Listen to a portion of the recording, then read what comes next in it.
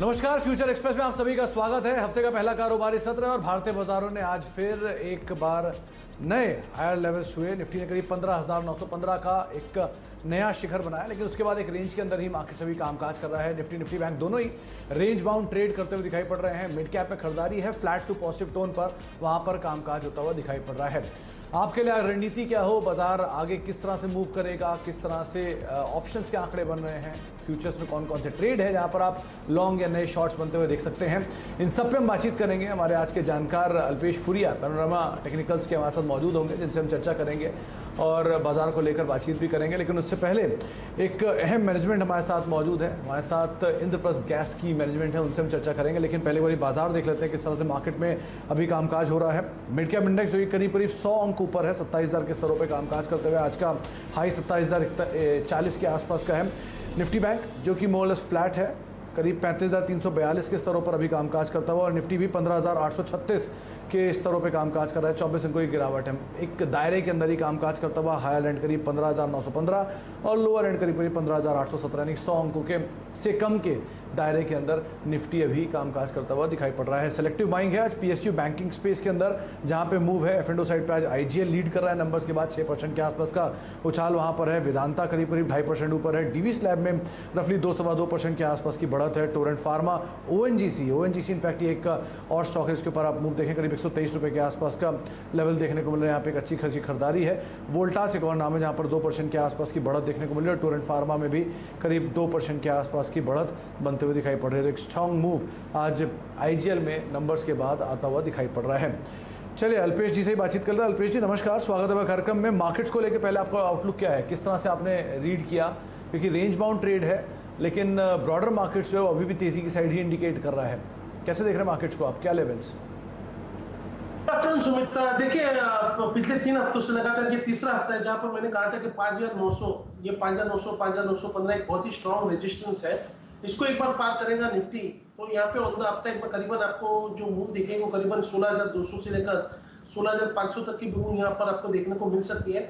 लेकिन मैं यहाँ पे कहूंगा कि आज फिर से वहां पे रेजिस्टेंस दिया है तो थोड़ा सा जो डिफेंस रुख में यहाँ पे मार्केट में लेना चाहूंगा, क्योंकि यहाँ पे मुझे लगता है कि आने वाले दिनों में आपको शायद से 1 से 2 दिन में फिर से आईटी और फार्मा ये यहाँ पे परफॉर्म करते हुए देख सकते हैं, या हम कह सकते हैं कि जो स्टॉक्स निफ्टी के अंदर ज्यादा पार्टिसिपेंट नहीं है, जिनका वेट नहीं है, उस प्रकार के स्टॉक्स में आपको तेजी देखने को यहाँ पर मिलेगी। तो उस प्रकार की आज हमने कॉल लेने की चेष्टा की है और मुझे लगता है कि इस प्रकार के कॉल में आपको यहाँ पे मुनाफा देखने को मिल सकता है। मार्केट कहीं पे भी अभी निफ्टी का कोई रिवर्सल के इंडिकेशन नहीं है, बट एक हाई लेवल पे एक रेजिस्टेंस मिल रहा है और एक रेंज बाउंड जैसे आपने कहा, तो मैं समझता हूं कि उसमें जहाँ पे स्टॉक स्पेसिफिक एक्शन है वहां पे हमको काम करना चाहिए। तो स्टॉक स्पेसिफिक एक्शन पे आप नज़र रखिए। हम अल्पेश जी से जानेंगे भी कौन कौन से स्टॉक हैं जहां पर वो तेज़ी देख रहे हैं, मंदी देख रहे हैं। लेकिन उससे पहले एक मैनेजमेंट हमारे साथ मौजूद है। आईजीएल के नंबर्स आए हैं और नंबर्स के बाद बातचीत करने के लिए कंपनी के एमडी AK जाना साहब हमारे साथ बातचीत करने के लिए मौजूद भी हैं। नंबर्स की अगर बात की जाए तो रेवेन्यूज़ फ्रंट पर तो मोरलेस फ्लैटिश टोन पे आंकड़ा आया, लेकिन हाँ अगर बिटवीन द लाइन्स देखेंगे तो आंकड़े काफ़ी साउंड थे, स्पेशली वॉल्यूम वाला पार्ट जो कि अनुमान से कहीं ज़्यादा बेहतर इस तिमाही के अंदर आता हुआ दिखाई पड़ा है। जाना साहब नमस्कार, स्वागत है कार्यक्रम में। आज बहुत स्ट्रॉन्ग मार्केट ने रिएक्शन दिया है कंपनी के नंबर्स के ऊपर। सबसे पहले तो कैसा मान लेके चले हम, ये तिमाही जो रही Q4 कैसी रही, और दूसरा इन आंकड़ों के बाद या वॉल्यूम के आंकड़े अनुमान से बेहतर आने के बाद क्या आउटलुक मान के चलें Q1 के लिए? देखिए जहां तक Q4 की सवाल है, it was beyond our expectations, क्योंकि जो अगर major sector is the CNG हम लोग करीब 39 to 40 lakhs kg per day हमने सेल किया है, जो कि एवरेज लास्ट ईयर का देखेंगे वो करीब 34 lakhs पर kg था। तो सीएनजी वॉल्यूम, अच्छा ये जो सीएनजी वॉल्यूम है, क्योंकि हमारे टोटल बिजनेस की आप कह सकते हैं कि 70% सीएनजी वॉल्यूम है, और इस पर्टिकुलर सेक्टर पे अगर देखेंगे स्कूल और रेस्टोरेंट देन होटल ये सब तो बंद था। स्कूल तो थ्रू आउट द ईयर ही बंद था, और ये आईटी सेक्टर वो लोग सब वर्क फ्रॉम होम कर रहे हैं। तो ट्रांसपोर्टेशन जो ओला उबर था, फ्लीट ऑपरेटर, वो भी करीब 30-40% में चल रहे थे। अगर देखूं ये वाला सेक्टर का, अगर मैं पुट टुगेदर लेता हूँ, ये करीब करीब 15% के आसपास मेरा सीएनजी सेल ऑक्युपाई करता है। ये नहीं 15% आने के बावजूद भी करीब 12% इंक्रीज हुआ है। तो 12 और प्लस 15 में ऐड करता हूं तो ये मेरा करीब करीब 20-22% से ऊपर आपका वॉल्यूम, तो अगर स्कूल अगर नॉर्मली से अगर अटेंड कर लेता हूं तो वॉल्यूम तो बढ़ जाएगा। अच्छा जाना साहब, जैसे आप कह रहे हैं कि लॉकडाउन का एक इम्पैक्ट रहा है, और ये बात सच भी है कि एनसीआर में जो लॉकडाउन का एक्सटेंशन है वो काफ़ी लंबा था, बहुत लंबे समय तक ये चल रहा है, और इनफैक्ट अभी भी बहुत ज़्यादा उस पर कोई पिकअप आता हुआ नहीं देखने को मिला। तो क्या माने कि Q4 के इन आंकड़ों के बाद, जो कि आप सरप्राइज मान रहे हैं, क्या Q1 में वॉल्यूम को लेकर थोड़ा प्रेशर आएगा? सिचुएशन थोड़ी सी दबाव वहाँ पर देखने को मिल सकता है वॉल्यूम फ्रंट पे एटलीस्ट? देखिए, जहां तक इस पैंडेमिक की सवाल है, ये तो कोई प्रेडिक्ट तो कर ही नहीं सकता है कब क्या आएगा, है ना। और इस सेकेंड वेव जिस हिसाब से आए थे, बट मैं ये कहूंगा कि गवर्नमेंट हो, डिफरेंट एंटिटी हो, जिस हिसाब से काम किया है और सब मिल के हमने उसको इतना जल्दी मतलब सक्सेस हुआ है हम लोग की। अब मैं ये कह सकता हूँ कि मेरे जो सेल है, जो वॉल्यूम सेल है, वो करीब करीब मतलब पैंडेमिक सिचुएशन से पहले 6.4 था, वहां तक मैं पहुंच गया हूँ। तो अभी तक तो हम सेल कर रहे हैं कि 6.4 के आसपास हम अभी सेल कर रहे हैं, जो कि 6.45 हमारा प्री पेंडेमिक के पहले जो सिचुएशन था उस लेवल तक तो मैं पहुंच ही गया हूँ ये 10-15 दिन के अंदर।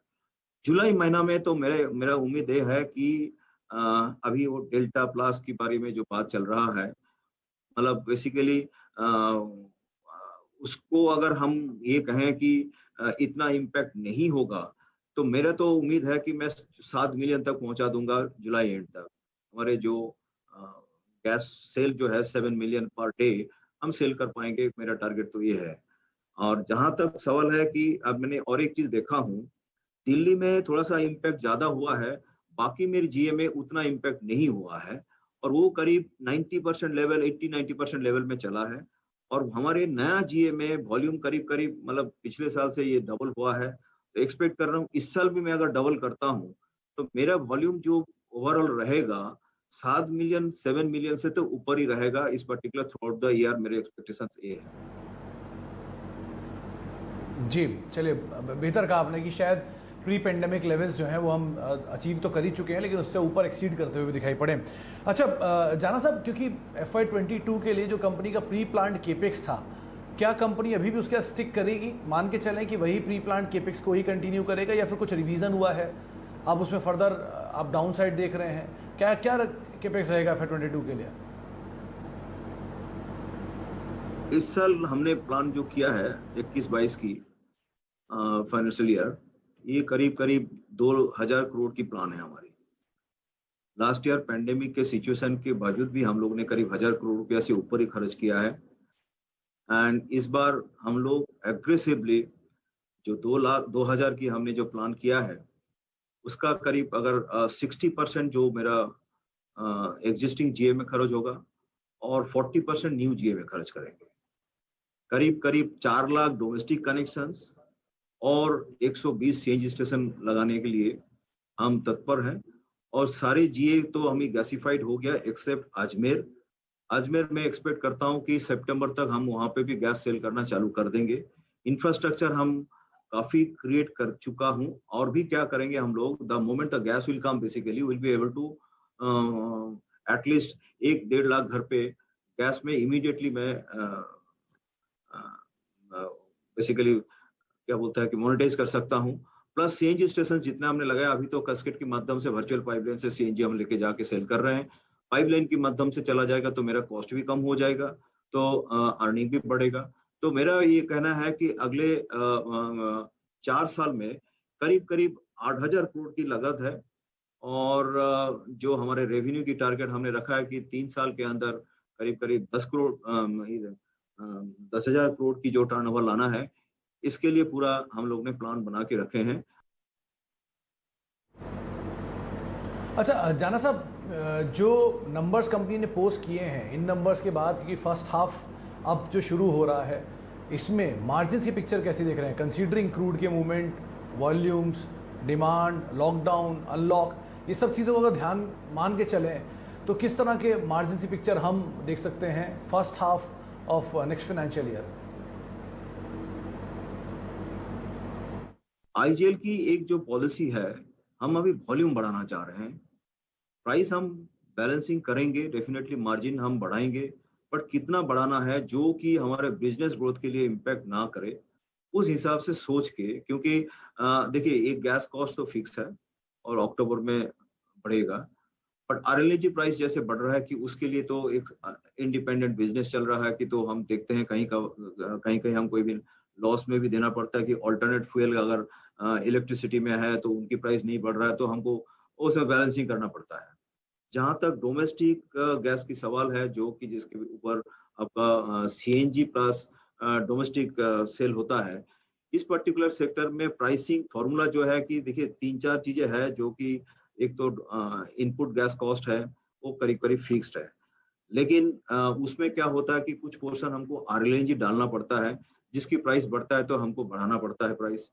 दूसरा पॉइंट है कि इन्वेस्टमेंट हम इतना कर रहे हैं तो इन्वेस्टमेंट की कॉस्ट जो है वो ऐड करना पड़ता है, then marketing cost, then man अभी क्या हो रहा है कि आदमी को लाइन पे काफी खड़ा रहना पड़ता था, वो हम अभी अगर आदमी को खड़ा मतलब क्यू कम करने के लिए जो नंबर ऑफ सीएनजी स्टेशन हम बढ़ा रहे हैं तो इन्वेस्टमेंट बढ़ रहा है, उसके लिए हो सकता है कुछ मार्जिन हमको बढ़ाना पड़े। तो मैं ये कहना चाहूंगा कि मार्जिन से बिजनेस नहीं करके वॉल्यूम से तो करूंगा, लेकिन अगर जरूरत पड़े तो प्राइस कुछ बढ़ाना है तो हम बढ़ाएंगे। तो ज़रूरत पड़ी तो प्राइस को बढ़ाएंगे, एक और अहम बयान, यानी कि अगर गोइंग फॉरवर्ड मार्जिन इंटैक्ट रखना है और अगर ज़रूरत पड़ी तो प्राइस को फर्दर बढ़ा सकती है कंपनी। बहुत बहुत शुक्रिया जाना साहब हमारे साथ मौजूद रहने के लिए, कंपनी के नंबर्स को लेकर, आउटलुक को लेकर बातचीत करने के लिए। शेयर में एक स्ट्रॉन्ग रिएक्शन है, 6% ऊपर आईजीएल का शेयर अभी कामकाज करते हुए। हाउस व्यूज़ भी पॉजिटिव थे, 650 के आसपास के कंसेंसस टारगेट्स यहाँ पर देखने को मिल रहे थे। चले लौटते हैं मार्केट्स के ऊपर। अभी तो फिलहाल रेंज बाउंड ट्रेड हो रहा है। हमारे साथ अल्पेश मौजूद भी हैं, लेकिन उससे पहले कुछ आंकड़ों के ऊपर नजर डाल लेते हैं जहां पर कुछ लॉन्ग्स बनते हुए दिखाई पड़ रहे हैं।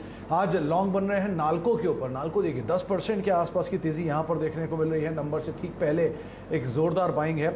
आईजीएल करीब करीब 6-6.5% ऊपर है। मैनेजमेंट से बातचीत कर रहे थे। पीएसयू बैंक्स में से आज बीओबी यहां पर खरीदारी देखने को मिल रही है, और उसके अलावा यूबीएल, यूनाइटेड ब्रिवरीज, लास्ट वीक का एक ब्लॉक डील के चक्कर में काफ़ी ज़्यादा चर्चा में था और आज यहाँ पर लॉन्ग्स बनते हुए दिखाई पड़ रहे हैं।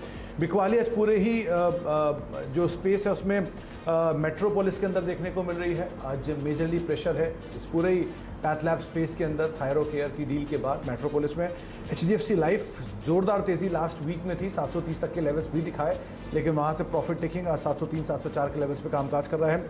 इंडियन होटल्स में प्रेशर है और एल&टी इन्फोटेक जहाँ पे मिड कैप आईटी के अंदर थोड़ी सी प्रॉफिट टेकिंग आज ज़रूर देखने को मिल रही है।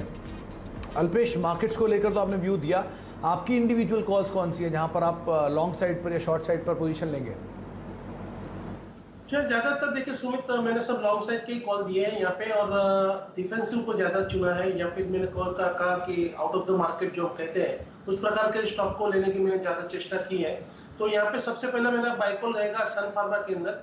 ये आज और कल के लिए है, स्पेशल मैं बता दूं, मैं समझता हूँ कि यहाँ पे सन फार्मा में सिर्फ अभी ये 680-81 के ऊपर ब्रेकआउट की वर्ष के लिए अब ये स्टॉक खड़ा है, तैयार है। तो मैं समझता हूँ करीबन 77-78 के पास में स्पोर्ट लेवल की मैं बात कर रहा हूँ, 77-78 के पास में स्टॉक ट्रेड हो रहा है। जब तक ये स्टॉक 669 के नीचे क्लोज नहीं होता है, आपको इसके अंदर खरीदारी करनी चाहिए for the upside target of 686 and then after 695। मेरा दूसरा बाय कॉल रहेगा डॉक्टर रेड्डी के अंदर। यहाँ पर मैं समझता हूँ कि डॉक्टर रेड्डी में 5350 के ऊपर का एक अच्छा खासा ब्रेकआउट अगर आप इंट्राडे का चार्ट देखें तो आपको देखने को मिलेगा। तो 5340 के नीचे का एक स्टॉप लॉस लगा करके डॉक्टर रेड्डी में खरीदारी करनी चाहिए। आज और कल या कल परसों में 1 से 2 दिन में 5460 तक के लेवल्स आपको यहाँ पर देखने को मिल जाएंगे। और तीसरा काउंटर मेरा रहेगा यूबीएल का, जिसके आपने अभी जिक्र किया। 1500 से लेकर 1370 का एक जो करेक्टिव हुआ हमको देखने को मिली, उसके बाद में जो रिवर्स हुआ, इसमें मैं समझता हूँ कि 1400 के ऊपर का एक इंट्राडे चार्ट सजेस्ट कर रहा है कि ब्रेकआउट है और ये आपको फिर से फुल बैक आपको देखने को मिल सकता है। तो 1390 के नीचे का एक क्लोजिंग स्टॉप लॉस लगा करके इसमें खरीदारी करनी चाहिए फॉर द टारगेट ऑफ 1490। तो डॉक्टर रेड्डी, सन फार्मा, 2 नाम आपको बताए गए हैं जहां पर अल्पेश तेज़ी देख रहे हैं, और उसके अलावा यूनाइटेड ब्रिवरीज, जिसकी हम चर्चा भी कर रहे थे, वहां पर भी अल्पेश को लग रहा है कि फर्दर मूव तेजी की साइड आता हुआ दिखाई पड़ सकता है। ये तीनों ही कॉल्स में अल्पेश तेजी की साइड जा रहा है, लेकिन ये साइन है कि दो अल्पेश ने जो कॉल दी हैं वो दोनों डिफेंसिव स्पेस के अंदर आ रही हैं, तीसरी कंज्यूमर डिस्क्रिशनरी स्पेस से आ रही है। तो क्या थोड़ा डिफेंसिव अल्पेश मार्केट को देख रहे हैं, इस पर भी हम बातचीत करेंगे और इसके अलावा कुछ नए स्टॉक्स पर भी चर्चा करेंगे। ब्रेक का फिलहाल तो वक्त हो गया है, लेकिन ब्रेक के बाद जब हम लौटेंगे तो सस्ते ऑप्शन को लेकर ही बातचीत करेंगे और बहुत सारे बजिंग स्टॉक्स हैं, नाल्को या फिर जो आईजीएल जैसे स्टॉक्स हैं, इनके अंदर आपकी रणनीति क्या होनी चाहिए। छोटे से ब्रेक के बाद लौटते हैं और अल्पेश से बातचीत करते हैं।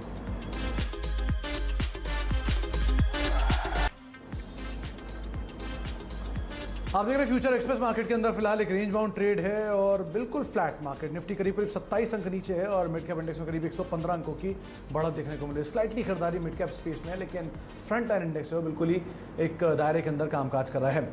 अच्छा, अल्पेश से अब जान लेते हैं कि कोई सस्ता ऑप्शन भी उन्होंने ढूंढा है क्या। अल्पेश, मार्केट्स तो एक रेंज बाउंड है, मिड कैप में कोई सस्ता ऑप्शन? क्या देखिए सुमित, जहाँ पे मोमेंटम है स्टॉक के अंदर वही हमने ढूंढने की कोशिश की, वही चेष्टा की कि वहां पे आपको आने वाले दिनों में भी ऊपर की तरफ के, यानी कि अगर मैं कॉल की खरीदारी की सलाह देने वाला हूं तो मुझे लगता है कि अच्छा खासा मुनाफा मिलेगा। स्टॉक का नाम है नवीन फ्लोराइन और कॉल की जो स्ट्राइक प्राइस है वो है 4000 की कॉल आपको खरीदनी है नवीन फ्लोराइन की, जो करीबन 66-67 के पास में ट्रेड हो रही है।